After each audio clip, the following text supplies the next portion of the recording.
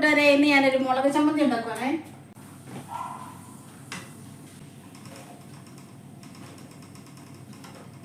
അഞ്ചെട്ട് ഉള്ളിയെ, കൊച്ചുള്ളി, കഷ്ണം ഇഞ്ചി,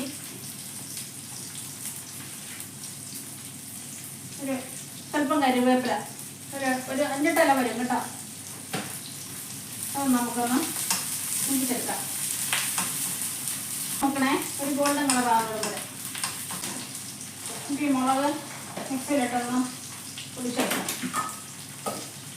സ്വല്പം ഉപ്പും കൂടെ, അതിനാവശ്യത്തിലുള്ള ഉപ്പ്.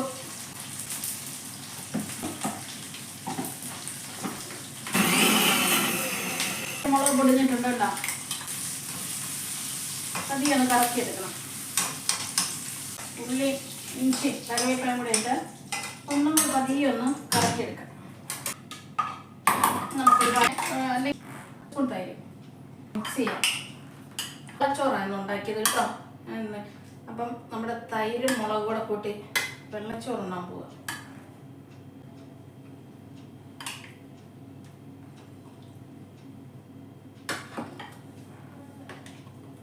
പിന്നെ മത്തി വരട്ടി ഉണ്ടാക്കിയതുണ്ട്. കൊച്ചുമത്തി കിട്ടിയത് വരട്ടിയത് ഉണ്ട്. ടേസ്റ്റ് ഉണ്ടോന്ന് നോക്കാവേ.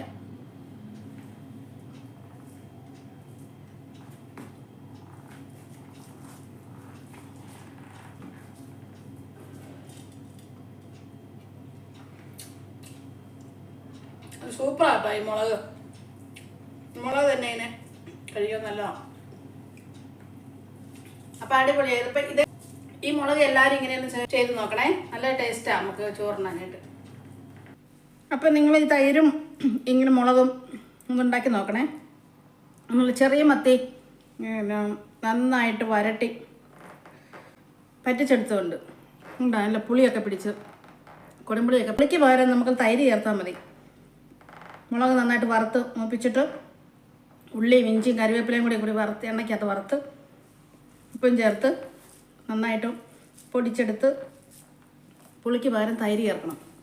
നമ്മൾ തിന്നാ. ഓ സൂപ്പറാട്ടോ. എല്ലാവരും ചെയ്ത് നോക്കണേ.